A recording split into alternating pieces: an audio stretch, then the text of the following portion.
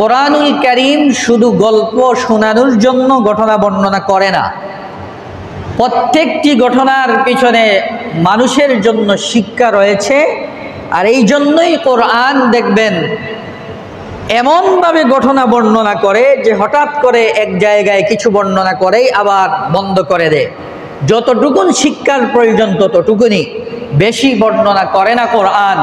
কোরআনুল কারীমে যে আল্লাহ বললেন ওয়াতলু আলাইহিম নাবা ইবনাই আদম বিল হক, বুঝার বিষয় হলো নবীকে বলছেন, হে নবী আপনি হকভাবে যথাযথভাবে আদমের পুত্রদ্বয়ের ঘটনা বর্ণনা করুন।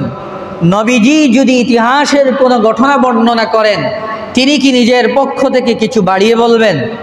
নিজের পক্ষ থেকে কিছু কমিয়ে বলবেন? বলবেন না। তারপরেও আল্লাহ বলছেন, হে নবী আপনি আদমের পুত্রদ্বয়ের ঘটনা যথাযথ বর্ণনা করুন। অর্থাৎ বাড়িয়েও বলবেন না, কমিয়েও বলবেন না। নবীকে এটা কেন বলেছেন? কিয়ামত পর্যন্ত ইতিহাসে যারা বিকৃতি ঘটায়, ইতিহাস যারা চুরি করে, এদেরকে শিক্ষা দেওয়ার জন্য আল্লাহ তার নবীকে সবক দিলেন যে ইতিহাস বর্ণনার ক্ষেত্রে ভুল করা যাবে না। নিজের পক্ষ থেকে বেশি বলা যাবে না, নিজের পক্ষ থেকে কমিয়ে বলা যাবে না। যদি বলো বা লিখো তাহলে তোমার মাধ্যমে পরবর্তী প্রজন্ম সত্য ইতিহাস জানা থেকে মাহরুম হবে।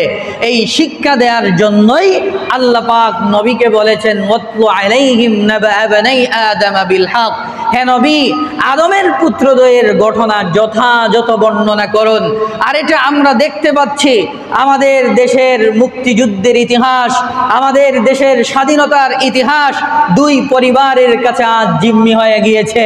এক পরিবার গেলে পাঠ্য বইয়ে তার বাবার সব ইতিহাস তুলে ধরে, মনে হয় স্বাধীনতার সব ইতিহাস একাই তার বাবার ক্ষেত্রে। আবার আরেক দল গেলে তার স্বামী আর তার বাবার এমন কৃতিত্ব গায় বইয়ের মধ্যে যে মনে হয় ইতিহাসের সব যুদ্ধ আর সব কৃতিত্ব তাদের। আর এই দুই পরিবারের ঠেলাঠেলির মাধ্যমে আজ আমাদের প্রজন্ম স্বাধীনতার সঠিক ইতিহাস থেকে মাহরুম হয়ে গিয়েছে। এমনকি এই দেশে কতজন মানুষ শহীদ হয়েছিল এই ইতিহাস পর্যন্ত আজ ভুল পড়ানো হচ্ছে। কেন? শুধু নিজের পরিবারের ব্যক্তিত্ব আর সম্মান ধরে রাখার জন্য ইতিহাস তারা বিকৃত করেছে। আজ বললেই যারা আওয়ামী লীগের সময় ইতিহাস পড়ে তারা শিখে একটা, যারা বিএনপির সময় ইতিহাস পড়ে তারা শিখে আরেকটা। এখন বাংলাদেশের মানুষেরা দুই ভাগে বিভক্ত।